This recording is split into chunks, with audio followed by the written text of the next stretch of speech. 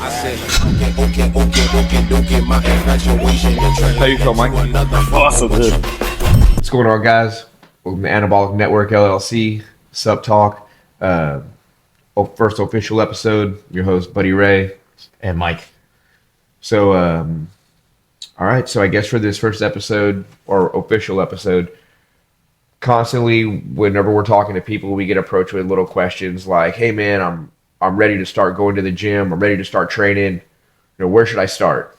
And we give a lot of feedback. It's like, okay, cool. What's your goal? What are you trying to get ready for? Or what do you want to do? And they're just, people are kind of, I don't know what I want to do. I'm just ready to start. Okay, that being said, we just figured we'd kind of touch on some stuff in regards to when people say, I just want to start. What do they mean by that? Mike brought up a really good point when we were talking about how we were going to do this episode. And he was saying a lot of people right out the gate, they just want to start with like, oh, what do I need to buy? What do I need to take? What do I need to inject? What steroid, what peptide, whatever the case may be. And they always look for the hardcore stuff first. Mike, you want to go ahead and dive into that a little bit? Yeah, there's more to it. And like, we want to make this video very informal and let you guys know everything. But it's going to be probably 2 videos. But I always get approached with, hey, man, I heard to take this, and this steroid. And I'm like, wait, how long have you been training for? Have you ever even like took any natural supplements over the counter? And do you even know what they're recommending as far as like injecting? Do you know what the purpose of it? How much to take? And a lot of that, I always tell people, in order to figure that out, just get in the gym and be consistent. Be consistent with your diet, be consistent with the gym, even be consistent with your sleep schedule. You know what I mean? Like, when you're consistent with that, then you can start diving into the gear and all of that. You know what I mean? Because again, regardless, people are just going to be stubborn and just do their own thing anyways. But if you're going to approach me and ask me for my advice, this is how I would approach it and how I would break it down. Yeah, it's one of the things that I constantly run into is like, hey, man, well, what kind of style of training are you trying to do? What are your goals? A lot of people that are approaching me, if aesthetics and looking a certain way is your goal, then you should probably take a bodybuilding approach. But that's not the case for everybody. Some people are just, man, I just really want to be strong and big. Well, cool. Then maybe powerlifting's the right method for you to choose. Some people just want to be able to move and perform, and they want to be able to keep up with their kids. And if they get into a situation, they want to be able to be strong enough to defend themselves. Then more functional training might be the right path for you. But you just got to figure out what your goals is. And once you know what you want to train for, then you can start really building a plan. And you got to have a plan. And the thing that everybody always wants to ignore and skip over, and everybody's heard it, like, oh, I want to get a 6-pack and I want bigger muscles. It's cool. Well, 6-packs are made in the kitchen, not in the gym. If anyone was going to ask me what's the most important thing about training, the most important thing about training is the diet, the nutrition. It's the baseline for everything. It's what's going to either give you enough to grow. It's what's going to put you in a deficit enough to burn. It's just where everything really starts. So you got to know what kind of style of training you need, or you got to know what kind of style of training that you're desiring. And you got to realize that the training in the gym is the easy part. Taking gear in the subs is another easy part, but the hardest part is in the kitchen. And that's where you have to be the most disciplined and dedicated to really start to see results. Now, I get it if you got to fall in love with the training first before you can commit to the hard part. That's how I started. I was definitely training hard before I was eating right. But it's a process, and just embrace the struggle, man. And it'll get you where you need to be, but you got to be consistent. You got to be dedicated. Yeah. Another thing too, like, I just want to touch on this. People think taking gear or steroids is going to be like some magic thing where like in a couple weeks you're just going to blow up and get a 6-pack and all that. That is not the case. It's probably going to be the opposite. You're probably going to put yourself in a really bad position, like with your hormone levels, your blood, like everything's just going to be out of whack. But that goes with anything, with any supplement or anything you take. There's nothing that's going to magically make you look the way you envision in your head. It is the kitchen, you know what I mean? And that like, I remember when I competed, that was the hardest thing, was just the diet part. But if you're determined enough, you know what I mean? You'll get through it, but that is the hard part. Eating chicken every day, eating fish, eating just eggs, cutting carbs. Let's talk about that real quick, Mike. So you said the first time you competed, before you got that first training plan and regimen for when you were going to compete, you were training and you were eating, doing things a certain way, the best you knew how. Then you decided to compete. I'm assuming you got with a coach. My first time ever competing, no, it was just real old school. I I got the book that Arnold Schwarzenegger The published. Encyclopedia Yeah, Modern well, Bodybuilding. yeah, and of course, like the typical thing you always hear, everyone say chicken, rice, broccoli. So I made sure I ate 5 to 6 meals of that, and I remember cutting carbs before bed, and then my last meal will be just chicken and broccoli. That's all I ate, no seasoning. How much more did you have to eat during that first prep than how much more were you eating during that first prep than what you were eating before you dove into that book? Man, that book broke it down to like the T. If you're trying to get your basic, knowledge on like prepping yourself or just getting into like a steady regimen, but that helped me out a lot. I was eating a lot less than I should have. I was like actually starving myself, which was actually non-beneficial. It actually slows down your metabolism, slows everything down because your body goes into like survivor mode. Yeah, yeah, for sure, for sure. Yeah, I would definitely say once I was able to get around like some active bodybuilders and some guys who were definitely more serious, I realized I had spent years under eating. Yeah. Under eating is such like a big thing, especially for younger guys. Like I'm a hard gainer. When I graduated high school, I was 155 pounds. Learning to when I got around Scott Trout and this dude was literally like, "Hey, you're not eating enough," and he got it in my mind to where once I realized how much I had to eat for like that first 6 months trying to eat like that, I would literally spend it what seemed like the whole hour. I would spend an hour eating my ground beef and rice with French style green beans, and I would finish it, and then it was already time to eat again. Yeah. Like that's how meticulous it was, and that's how consistent it was. And God, it was horrible. But that was also the first time I got to 200 pounds. That was the first time I was walking around at 200 pounds, the biggest I'd ever been. Coincidentally, I still had a six pack. I still had veins in my lower abs. Yeah, I was running some aggressive gear too at the time, but just seeing the way that it all tied together, that much food, but still to be super lean, super vascular. And I was like, man, I just been missing the cue the entire time. It was crazy. Yeah, the more food you actually push to, sometimes like don't push it too much, but like, when you push it enough, it gives you that energy so you can go to the gym even like your output's even more. You know what I mean? And the classic thing, everybody says, we'll say, hey man, what do you want to do in the gym? Well, I want to get bigger and I want to get leaner. Well, man, that's everybody wants to just get big and lean. That would be great, right? And a lot of people don't understand. Like in order to get bigger, you gotta have carbs. Yeah, for sure. Carbs is not your bad. It's not your enemy. People say like carbs is like, oh, gonna make me gain weight or like hold water, like all this stuff. Like carbs actually like an energy source. You take too much of anything, like too much protein, too much fats, like it's gonna backfire on you too. You know what I mean? So in that regard, yeah. And then they say, okay, well, if you want to get lean, you usually got to go to a calorie deficit. So in those regards, I always tell people I'm a big fan of nutrient timing. So, before I go to the gym, I have carbs. After that, I go in and do my weight training, I have carbs. But before bed, I usually go no carbs. And I usually do my morning cardio fasted. What do you think about that? Do you think that to do it in that kind of a fashion, keep in mind, I'm not trying to gain aggressively. I'm more concerned with maintaining. Do you think that's an acceptable approach for maintaining? Or would you say I'm able to maintain because of the years that I spent in taking those surplus carbs and taking that surplus protein, making sure I was training. So now it's allowed me to maintain a state that it's maintainable because of the work I put in. And then I just found the right nutrient balance to keep me riding at a certain level. Yeah, I think you just found your happy median. Like you figured out your body. Just again, years of just trial and error. Same thing with myself. For me to even figure out, for anybody to figure out where your baseline is, where your calorie intake is going to keep you, not losing weight but not gaining weight.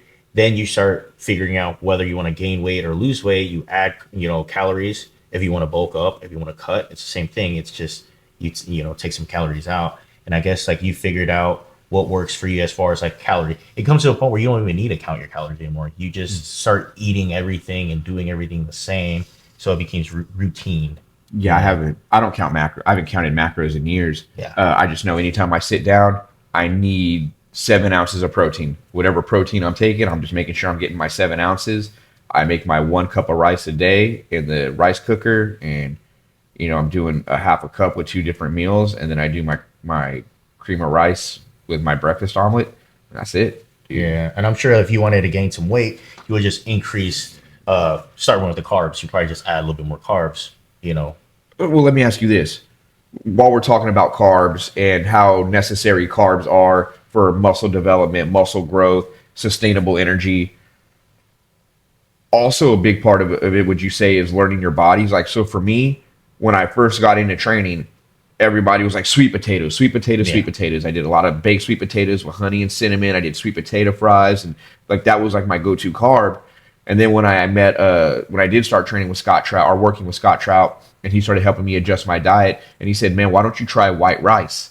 And then I realized my body personally, I respond to white rice so much better than any other carb. It keeps me lean. It keeps me energized. I'm able to grow on it. What carb works best for you? And like, could you shed some light on that for people, how different carbs affect different people? Oh, yeah. Obviously, right. And the biggest thing is what works for him might not work for me. Everybody's body's different. You have to find the right combination, or the right, the trial and error. Yeah, I guess it would be the right combination of what works best for you. Yeah. Can you touch on that, on the differences in those carbs and how they might affect people? Yeah. So for the longest time when I first started, a lot of people are like, "Oh, rice is bad. Don't eat rice." But my body responds really well to rice. I mean, being Asian, you know what I mean? Like that's like one of the staple in our diets is like jasmine rice. But when I was dieting down and I was competing, it was a lot of brown rice, and I respond really well to brown rice. But they're just saying like, oh, brown rice is better because of the glycemic levels. You know what I mean? But I don't really like the texture of brown rice. It's too dry for me.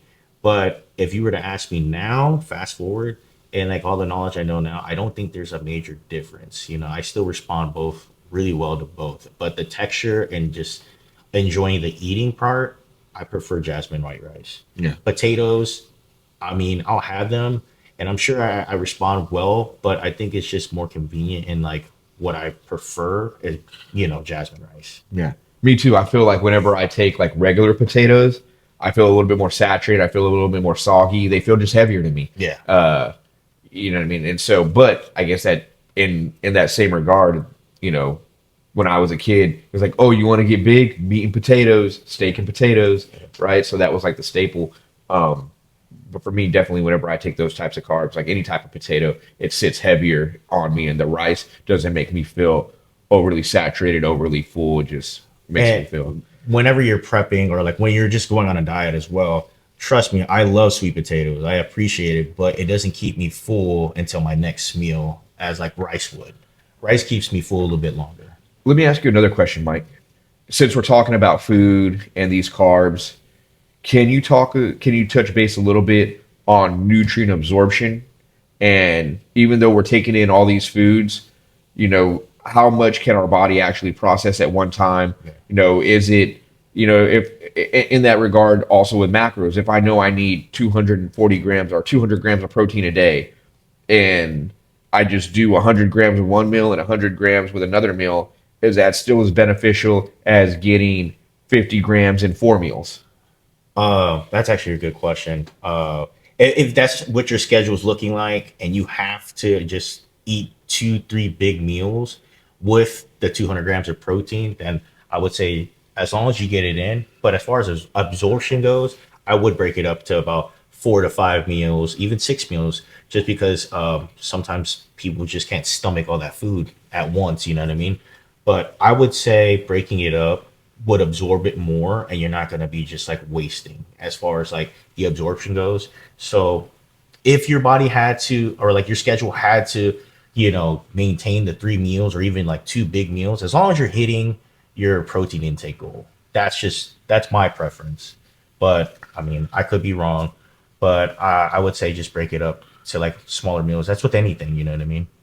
So now that we're talking about breaking it up in absorption, how do digestive enzymes affect those meals? Oh man, I love And them. for the people that don't know, what are digestive enzymes?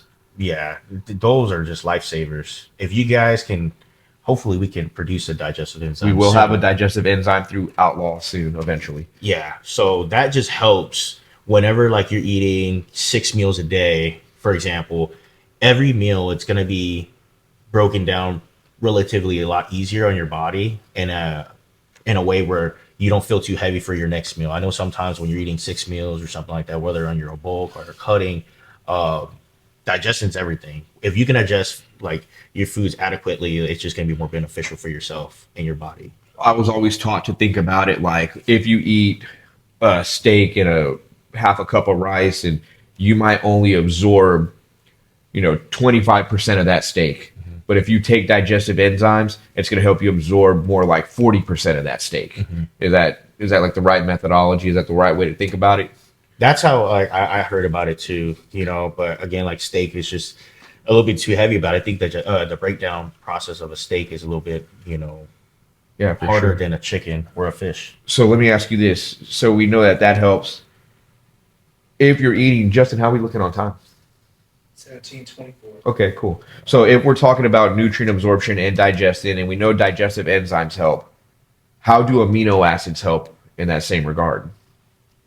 Uh, to me, aminos, I always preach it to everybody, especially like if you're being hard on your body and you're just depleting yourself.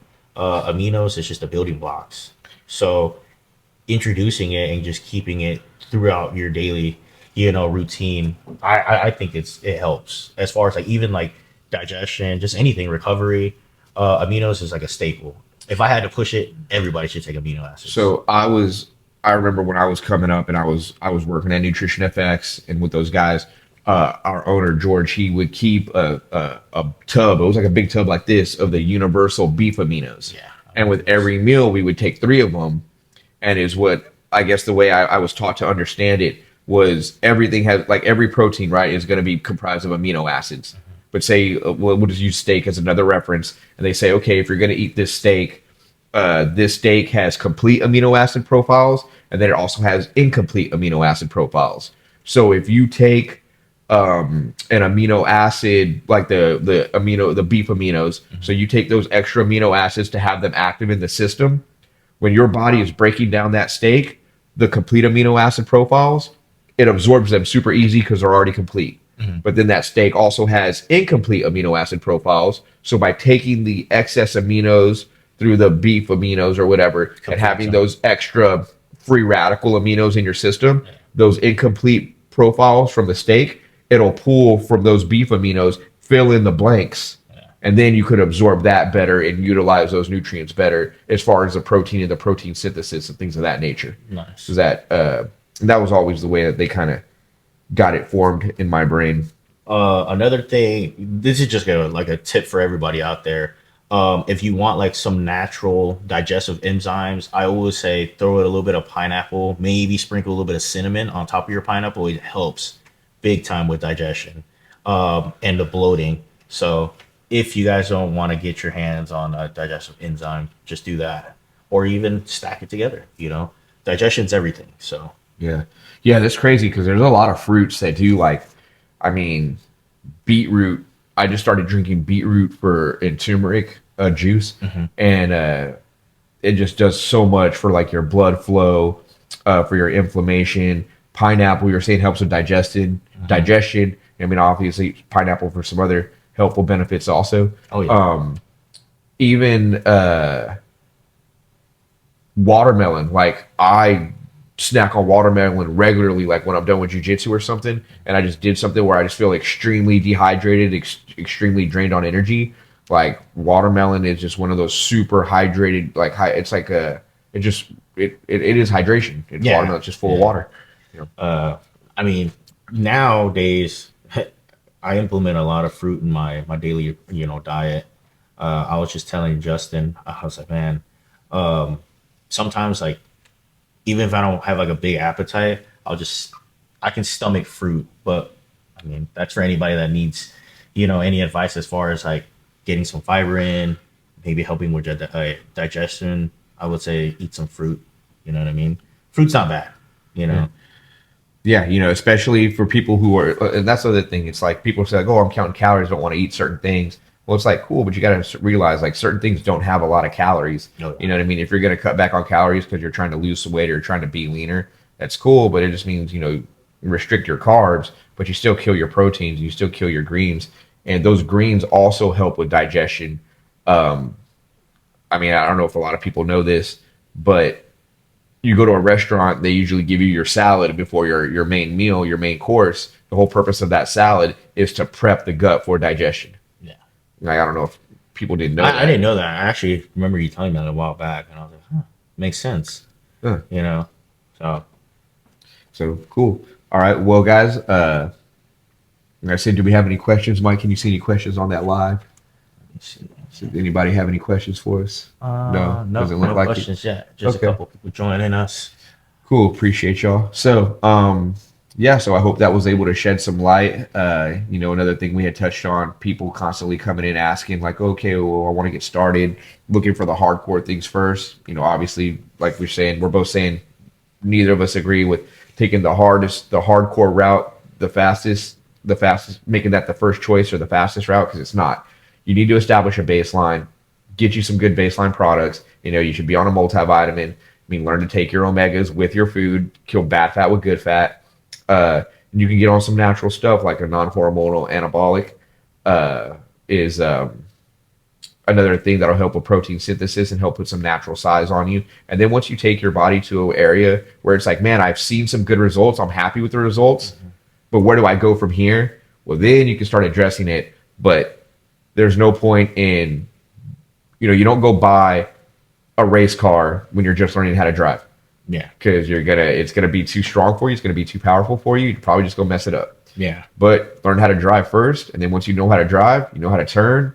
You know what I mean? Then it's able to get that faster, nicer car. Just make the upgrades. But, Yeah. And I think that maybe the next video we can touch up on like supplements that we recommend to take. Yeah, that's the next step as far as like getting started with something. What we typically would take, maybe his preference on the supplements he takes on a daily basis, even his pre-workout stacks. Same with mine. Again, it's not for everybody. You can look into it. We can go into detail about it, why we take it. Yeah, or comment on the videos, shoot us a message like, "Hey, I'd like to know what a diet or a full day of eating looks like for you guys, or what does a training session look for you guys? Would you like to see more content of us having these open discussions in the gym while we're training?" We're taking any feedback, guys. We're just trying to make this entertaining while still answering questions and giving some useful information. So we appreciate y'all tuning in. Give us a like, a share, a follow. Let us know if there's anything we can answer for y'all, whatever the case may be. We appreciate y'all. Yeah. We'll see you guys next week.